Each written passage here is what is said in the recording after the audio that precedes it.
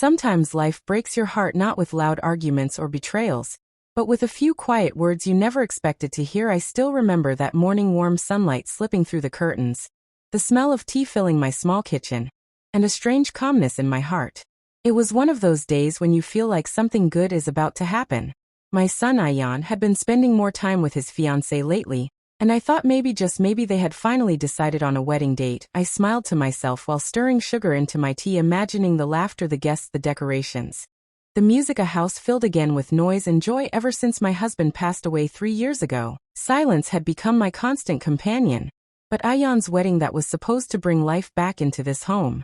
When I heard a knock on the door, I wiped my hands on my dupatta and rushed to open it. Standing there was Sarah, my would-be daughter-in-law, holding a bouquet of white lilies. Her smile was polite, but her eyes carried something heavy, something unreadable. "Assalamu alaikum, Ami," she said softly. "Wa alaikum assalam. Beta, come in. You look tired. Sit down, I'll make tea for you," I said, my heart instantly warming at her sight. I had always liked Sarah. She was gentle, respectful, and spoke with a kind of grace that reminded me of my younger self. I had prayed for a daughter like her. She hesitated for a moment before stepping in, and that hesitation, I noticed it. But I brushed it away, thinking maybe she was just shy. As I poured tea into 2 cups, I decided to ask that question I had been waiting so long to ask. "So, Beta," I said, sitting across from her with a smile, "when is the wedding?" "It's been months since the engagement. I think it's time we start the preparations." Sarah's fingers froze around her teacup. Her eyes flickered up at me, and for a second I saw something. Guilt? Pain? I couldn't tell then. She gave a small trembling smile, and said the words that would change everything. "Ami, we got married yesterday." The teacup in my hand trembled. I didn't even realize it until hot tea spilled onto my fingers. I gasped, but not because of the burn, because of her words echoing in my head. "We got married yesterday." For a few seconds my world stood still. My heart refused to believe what my ears had heard. You what?" I whispered, barely finding my voice. Her eyes filled with tears. "Ayan and we got married yesterday. It wasn't planned like this, Ami. Things just happened." I wanted to speak, to ask 100 questions, but none came out. The only sound in the room was the ticking of the wall clock, each tick like a stab in my chest. I had dreamt of this day for years, to see my only son dressed as a groom, to put my hands on his head and bless his new journey, to welcome his wife into my home with pride and joy. But now they had done it all without me. Why? Did I not deserve to be a part of their happiness? Did they forget that this home was built with love, prayers, and sacrifices? Tears blurred my vision, but I forced a smile, maybe a mother's instinct, trying not to break completely in front of her. "Congratulations," I managed to say, though my voice cracked. "You both must be happy." She reached out, holding my hand. "Ami, please don't think we wanted to hide it from you. There were circumstances. Ayan will explain everything. We didn't want to hurt you, but it was too late." The hurt had already made its home inside me that night. I couldn't sleep. I kept replaying her words. "We got married yesterday." I stared at the ceiling, feeling every beat of my lonely heart. I remembered the day Ayan was born, the way I held him close and promised myself I'd give him everything: love, care, a good life. I never imagined that one day he'd take the biggest step of his life without even telling me.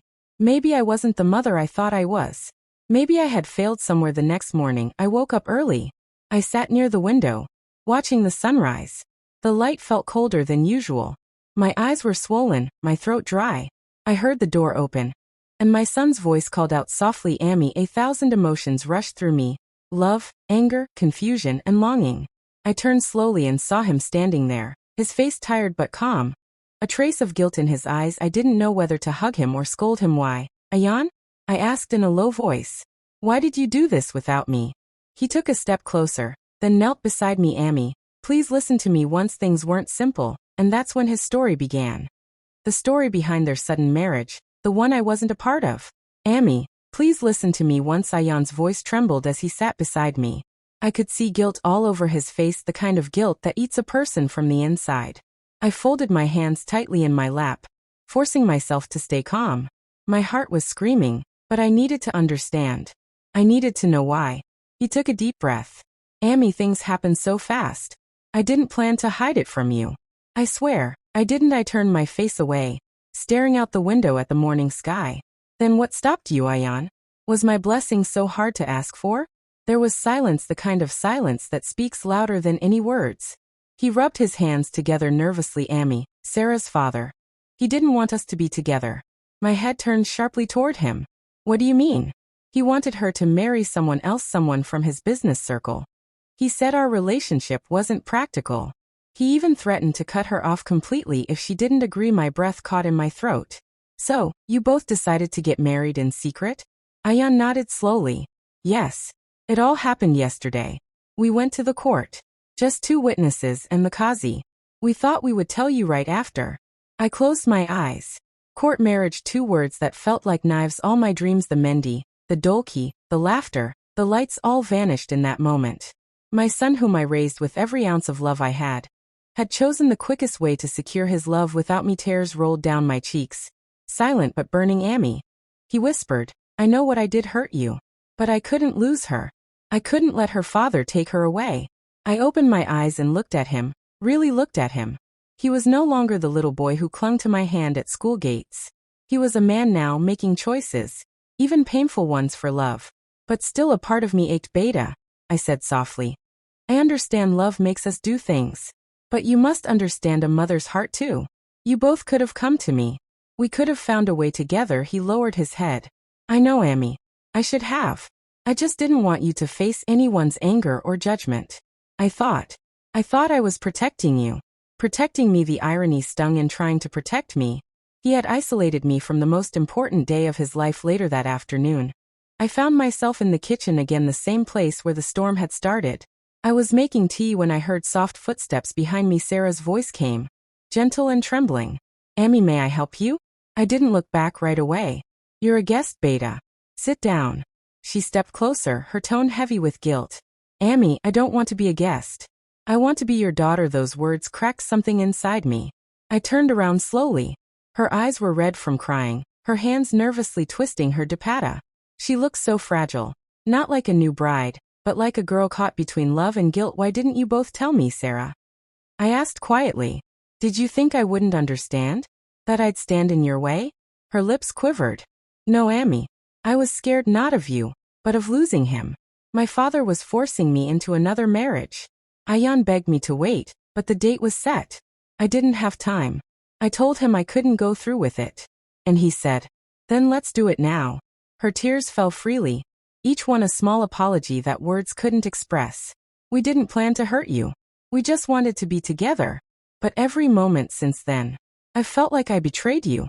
For the first time since morning, I stepped forward and placed my hand on her head. Her body shook with silent sobs. You didn't betray me, Beta, I said softly. You were trying to save your love. But next time, promise me one thing. Never make big decisions with a small heart. Always include your elders, because our prayers are the only shields that truly protect you. She nodded, crying harder in that moment. I felt my anger melt a little. There was still pain, yes, deep pain. But beneath it was a quiet understanding. They hadn't meant to hurt me. They were just 2 young souls fighting for their love in a world that made it too hard. That evening, the 3 of us sat together for dinner, a table that had never felt so full yet so fragile. No one spoke much. Every clink of the spoon, every faint breath, felt heavy. I kept looking at my son, his head bowed, his food untouched. After dinner, he looked up and said softly, Amy, can we stay here for a few days? Until things settle?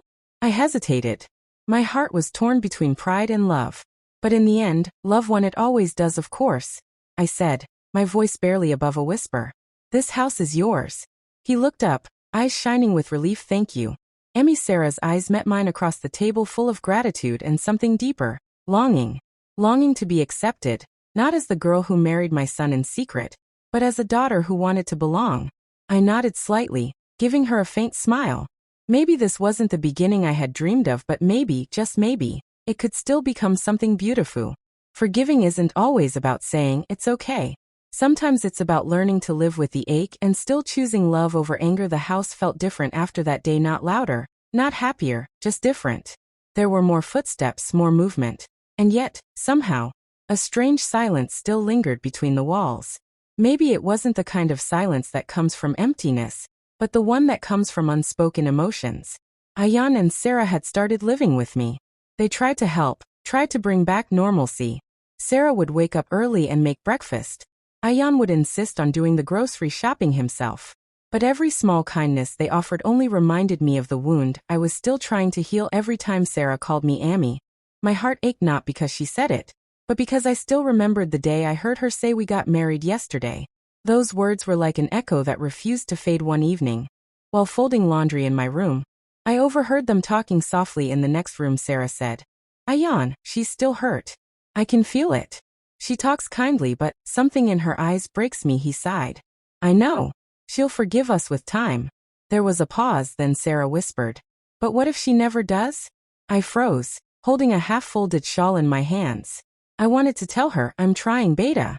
I really was. But some wounds take time, especially the ones that come from love. That night, I lay awake again, staring at the ceiling. The fan turned slowly above me, making a low hum that blended with my thoughts. I thought about forgiveness. It's a word people use so easily, as if it's just a choice you make once. But forgiveness isn't a moment, it's a process. Every time you remember the hurt, you must decide again not to hold it against them. And I was still learning.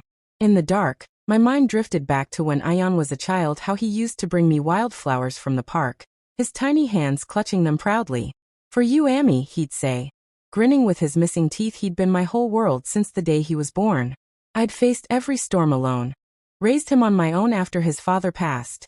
Every decision, every prayer, every heartbeat, it had all been for him. Maybe that's why this hurt so much. Not because he got married, but because he did it without me. The next morning, Sarah knocked softly on my door. "Amy, may I come in?" I nodded, and she entered carrying a small tray. Breakfast, perfectly arranged. Tea, parathas, and some fruit. "I thought you might like tea in your room today," she said shyly. "Thank you, Beta," I replied. My voice was calm, but my heart felt heavy with emotion. She hesitated near the door before speaking again. "Amy, can I ask you something?" Of course. She bit her lip, nervous. "Do you regret that I became your daughter-in-law?" Her question caught me completely off guard. I looked at her young face, her hopeful eyes, her trembling hands. I saw fear there, not fear of me, but fear of rejection. "No, Beta," I said softly after a pause. "I don't regret you. I just regret how it happened." Her eyes filled instantly. "I wish I could change that day, Amy. If I could go back, I'd wait. I'd make sure you were there, that you gave us your blessings first." Her words were so sincere that I couldn't help but reach out and touch her cheek. "The past doesn't change, Sarah, but the future can." She smiled faintly through tears. "Then please, let me earn my place in your heart." I nodded, and for the first time since that painful day, I meant it. "You already have, Beta. You just don't know it yet." Days began to pass slowly, like healing does. One afternoon, Ayan came home early from work, looking worried. "Amy," he said, "Sarah's father called me. He wants to meet." I looked up from my sewing. "After all this time?" He nodded. "He said he regrets how he handled things. He wants to talk, maybe make peace." I wasn't sure how to feel, but deep inside, I knew this was another step in our journey, a chance to heal more than just one heart. The meeting was set for the following weekend. I didn't say much that week, but I prayed every night. Not for myself, not even for Ayan, but for Sarah. Because no daughter deserves to choose between her love and her parents. The day arrived. Sarah's father came, tall, stern, but older looking than I remembered from the engagement. His pride seemed softer now, replaced with quiet regret. He greeted me politely, then turned to his daughter. For a long moment, they just looked at each other, and then Sarah broke down, rushing to hug him. He hesitated at first, then wrapped his arms around her, whispering, "I'm sorry, Beta." The air in the room felt lighter. Even Ayan's eyes glistened when Sarah's father turned to me. He said in a humble tone, "Sister, I know my ego caused pain to everyone. I hope one day you can forgive me too." I nodded gently. "We all make mistakes when we let fear speak louder than love." He smiled faintly, eyes moist. "You're right." After he left, Sarah hugged me tightly, crying into my shoulder. "Amy, thank you. I feel like I can finally breathe again." And I realized forgiveness doesn't just free the other person. It frees you too. That night, when I lay in bed, I finally slept without tears. The pain was still there. Yes, but softer, quieter, because where there is love, silence eventually turns into peace. Peace in a family isn't built by words, it's built by hearts willing to bend before they break. It had been almost 3 months since that day. The day Sarah said those words that had shaken the ground beneath my feet. Life had slowly begun to find its rhythm again. The pain was still there, but it had softened like an old wound that still aches on rainy days, but doesn't bleed anymore. Sarah had become a part of the house now, not just by name, but by heart. She'd learned how I liked my tea slightly bitter, how I hummed old songs when I cooked, and how I spent quiet afternoons in the garden talking to my plants like they were old friends. And I, in return, had learned her too, her fears, her dreams, and that unspoken guilt she still carried like a shadow. Ayan was trying too. He'd come home early more often, help Sarah with chores, and check on me every few hours like a boy still worried his mother might be upset. But even in this newfound peace, there was something fragile about our happiness, like a candle flame in the wind. It glowed, but one wrong move, one harsh breath, and everything could flicker again. One evening, we were all having dinner together. It had become a tradition, one I quietly cherished. Sarah was serving dal while Ayan scrolled through his phone, smiling at something. "What's so funny?" I asked. He grinned. "Amy, my office is planning a charity event next month, a medical camp in the village. They've asked me to lead it." "That's wonderful," I said, my heart swelling with pride. "Your father would have been so proud to see you doing this." Sarah added gently, "It's a great opportunity, Ayan. You should go." He smiled at her, that look of quiet love that still made my heart both warm and ache. But then he said something that changed the mood instantly. "I was thinking maybe Sarah could stay with her parents for those few weeks while I'm gone. It'll help rebuild their bond." Sarah's hand froze halfway to her mouth. "What?" Ayan looked at her carefully. "You haven't seen them much since, you know. It might be good for you. And for them." Her face fell. "Ayan, I don't think they want me there yet. Things are better, but not that much." He reached for her hand. "They're your parents. They'll come around more when they see you trying." Sarah went silent. I could see tears forming in her eyes. And I knew why, because she wasn't ready to face the world that had judged her love. I wanted to say something, but I stayed quiet. Some lessons a mother has to let life teach her children on its own. That night, after everyone went to bed, I found Sarah sitting in the veranda, staring at the stars. Her dupatta was wrapped around her shoulders, her eyes distant. I sat beside her quietly. "You're thinking about going, aren't you?" I asked gently. She nodded slowly. "Yes, but I'm scared, Amy. I don't know if I can handle seeing their disappointment again." I smiled softly. "Beta, sometimes we have to walk back into the same fire that once burned us, not to be hurt again, but to prove that we can stand in it without fear." She looked at me, eyes shining. "How do you forgive people who break you, Amy?" I looked out at the stars, remembering all the times I'd had to forgive life, loss, even my own child. "You don't forgive because they deserve it, Sarah," I said quietly. "You forgive because you deserve peace." Her tears fell freely, and she leaned her head on my shoulder. I placed my arm around her, and in that moment, I didn't see her as my daughter-in-law. I saw her as the daughter life had given me when I needed one most. A week later, Ayan left for the village. Sarah decided she'd visit her parents after all. When the car drove away that morning, the house felt empty again. I thought I had learned to live alone, but the silence felt heavier this time, maybe because this time, I missed not just my son but her too. 2 days later, I received a call from Sarah in the evening. "Amy," she said, her voice trembling, "they're treating me so kindly now. Abu is talking to me again. Amy made my favorite food. It feels like home again." I smiled through the phone. "See, Beta? Sometimes love just needs time to find its way back." "I'll come home in 2 days, she said happily. "I can't wait to see you home." That's what she called my house now, and somehow, that word healed something deep inside me. But life has a strange way of testing peace, just when you start to believe it's real. The next evening, as I was watering the plants, my phone rang again, this time from an unknown number. "Hello." I answered. A man's voice spoke hurriedly. "Madam, this is from the city hospital. Are you related to Mr. Ayan Ahmed?" My heart stopped. "Yes, I'm his mother. There's been an accident. He's in critical condition. Please come immediately." The world around me blurred. The phone slipped from my hand, my knees buckled, and I held onto the wall, trying to breathe. "No, no, not my son," I whispered, my heart pounding in my chest. "Ya Allah, not my son." The next few hours were a blur of fear and prayers. I called Sarah, my hands shaking. She answered, cheerful at first until she heard my voice. "Sarah, it's Ayan. There's been an accident." I could hear her gasp, followed by silence, then her sobs. "I'm coming, Amy. I'm coming right now." At the hospital, the world smelled of antiseptic and sorrow. Machines beeped somewhere in the distance, and the sound of rushing footsteps echoed through sterile halls. When I finally saw him lying there, pale and broken, with tubes running from his body, I felt something inside me shatter completely. I touched his cold hand, whispering, "You're my only son, Ayan. You can't leave me." "Not like this." Sarah arrived minutes later, running into the room. The sight of him brought her to her knees. She grabbed his other hand, crying uncontrollably, "Please wake up, please, Ayan." And as I watched her hold him, begging him to live, I realized something. Love is not about who marries whom, or how, or when. It's about who stays when life tests you. That night, sitting by his bedside, I prayed harder than I ever had in my life. Not just for my son to live, but for the strength to face whatever came next. Sometimes it's not life that tests us, it's love. Because real love asks, how much can you endure and still hold on? The hospital corridors have a way of stealing time. You sit for hours, and yet it feels like days. The air smells of medicines and quiet prayers. The walls listen more than people do. That night, I sat by Ayan's bed, my hand resting on his motionless one. Machines beeped steadily, every sound both a comfort and a fear. Sarah sat on the other side, her eyes swollen, her fingers clutching the edge of his bedsheet like it was the only thing keeping her alive. The doctor's words still echoed in my mind. His condition is critical, but he's fighting. We're doing everything we can. He's fighting. My son, my little boy who once cried over scraped knees, was now fighting for his life. Hours passed. Sarah and I barely spoke. There was nothing left to say, just silence, prayers, and tears. At one point, she stood up, walked toward the small prayer area in the corner of the room, and spread her dupatta on the floor. I watched as she bowed her head and whispered broken duas, her voice trembling.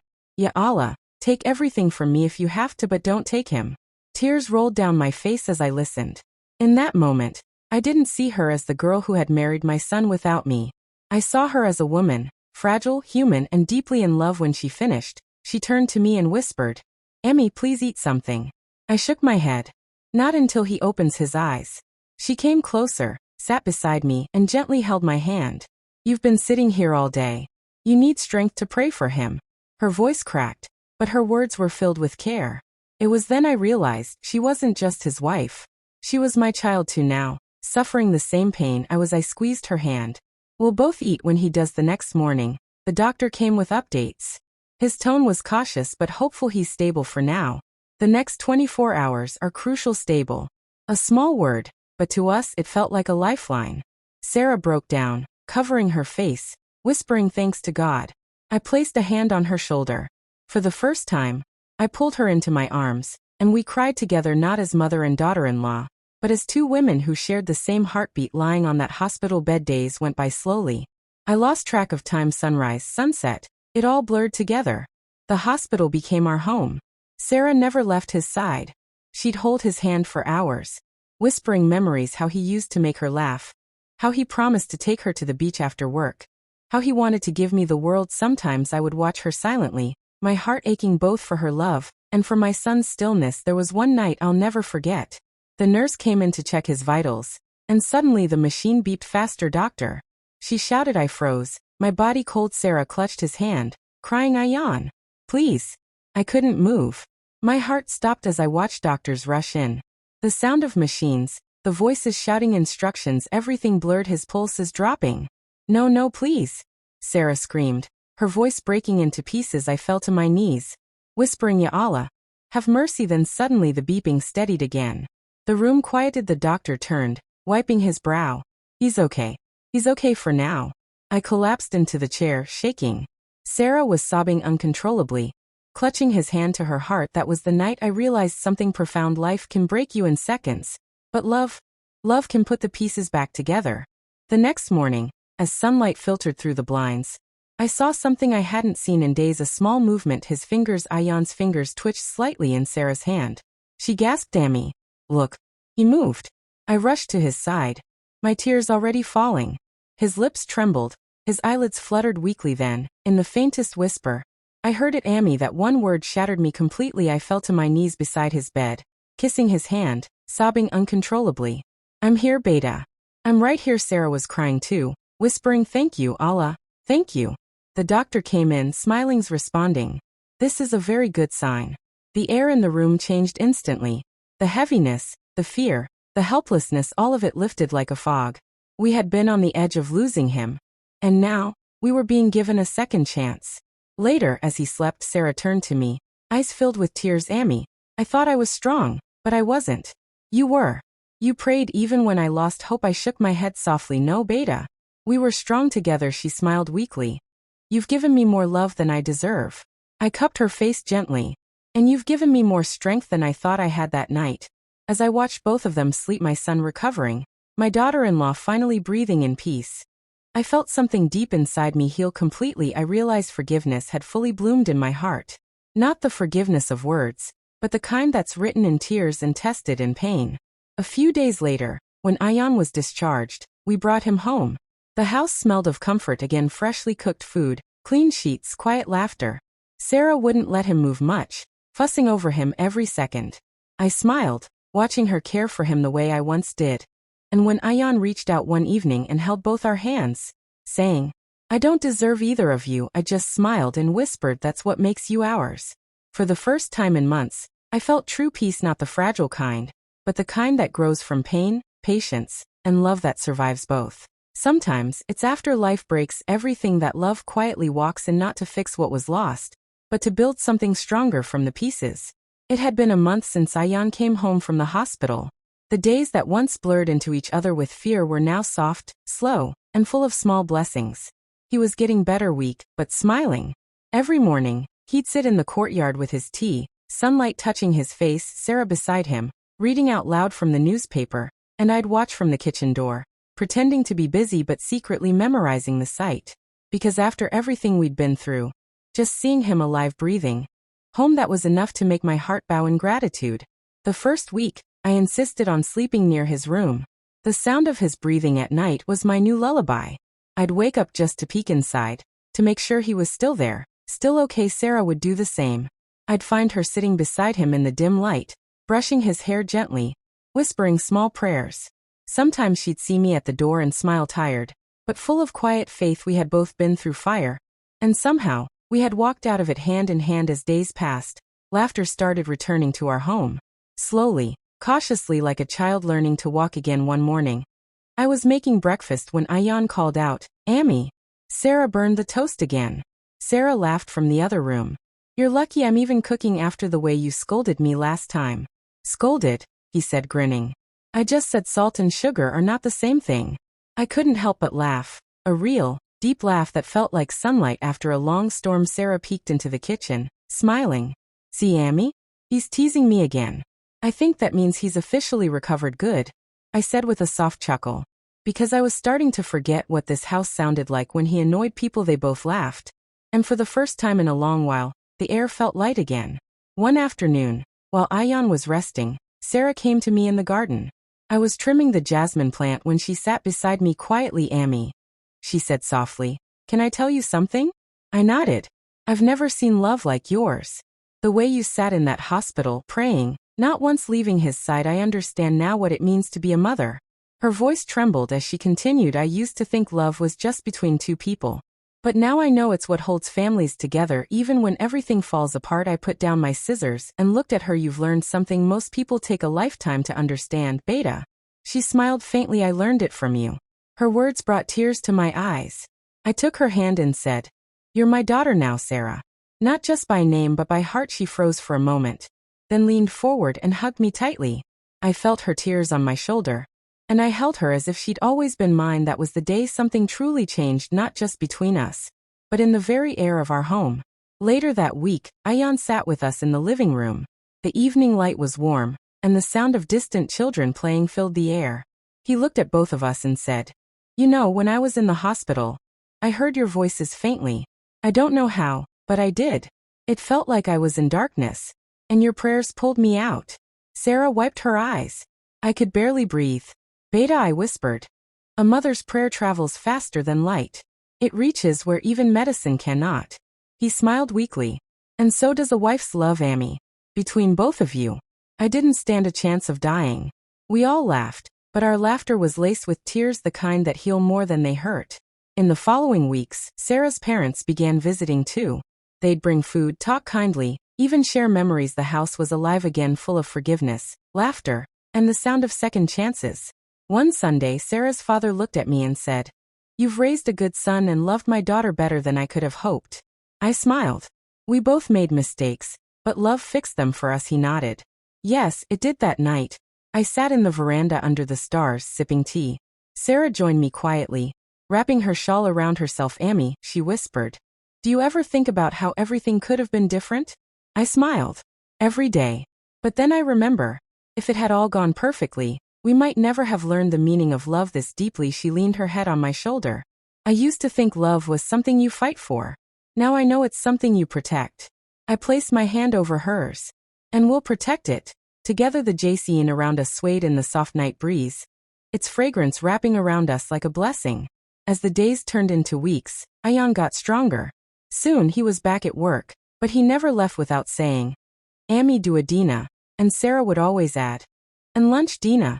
And every evening when he came home, the house would fill with chatter and warmth again, the kind of peace that only love after loss can bring. One evening, while sitting together, Ayan took out an envelope and handed it to me. "What's this?" I asked. "Something small," he said. "For you." I opened it. It was an invitation card, wedding reception of Ayan and Sarah to celebrate what love survived. My heart skipped a beat. "Ami," he said softly. "We want to do it again. Properly. This time with you, and only your blessings." Tears blurred my vision. "You don't have to," but Sarah interrupted, smiling through tears. "Yes, we do. Because the first time, we got married. But this time we want to become a family." I couldn't hold it in anymore. I hugged them both, crying and laughing at once. In that moment, I knew every tear, every hurt, every sleepless night had led us here, to this moment, to this love. Some stories don't end with goodbyes, they end with thank yous. Thank you for staying. Thank you for loving. Thank you for coming home. The house was glowing that evening, not just with lights and flowers, but with warmth. Every corner carried laughter, the fragrance of roses, and the hum of soft music. It was our home again. But it felt new, like love had painted every wall in colors of peace. I stood before the mirror, adjusting my dupatta. My reflection looked unfamiliar. The woman staring back at me had tears in her eyes, but they weren't from sorrow anymore. They were from gratitude. Sarah walked in quietly, dressed in a soft ivory outfit that shimmered under the lights. She looked radiant, not like a bride beginning a journey, but like a woman who had walked through storms and still found her way to light. For a moment, I couldn't speak. "Ami," she said softly, coming closer. "Does this look okay?" I smiled, my eyes misting again. "You look perfect, Beta. Just like the prayer I didn't know I was saying." She laughed shyly, but her lips trembled. "Today feels like a dream." "It is," I whispered, touching her cheek. "A dream that took pain to come true." Guests began arriving soon, family, neighbors, friends, everyone who had stood by us or prayed from afar. The courtyard was decorated beautifully with fairy lights and candles, each flicker a reminder of what we had survived. Ayan stood by the entrance, wearing a simple sherwani, his smile calm and deep. When he saw Sarah walk down the stairs, his eyes softened, not with excitement, but with peace. The kind of peace only love after loss can bring. When she reached him, he whispered something that made her laugh through her tears. I couldn't hear what he said, but I didn't need to. Their faces said it all. This was no ordinary celebration. This was redemption. When everyone settled, Ayan took the microphone. His voice trembled at first, but then grew steady. "I wanted to say something," he began. "Not just as a husband, but as a son." The crowd fell silent. Sarah looked at him, eyes glistening. "When Sarah and I got married, we made a mistake, not by loving each other, but by not including the one person who taught me what love truly means." He turned toward me. "Ami," my heart stopped. He continued, voice thick with emotion, "You prayed for me when I didn't deserve it. You forgave me when I broke your heart. You gave me strength when I couldn't even breathe. This celebration isn't for us, it's for you. Because without your love, there would be no us." Tears streamed down my face as the guests clapped softly. I couldn't move. He looked at Sarah, then smiling. "And you. You taught me what it means to hold on even when the world falls apart. You became my home." Sarah wiped her tears and whispered, "And you became my reason." The hall erupted in quiet applause, but for me, the world had already blurred into love and light. When the music began, Ayan came to me, bent down, and touched my feet. "Ami," he whispered, "give me your blessing this time, properly." I placed my hands on his head, trembling. "You already have it, Beta. You had it even when I didn't say it." Sarah came next, kneeling beside him.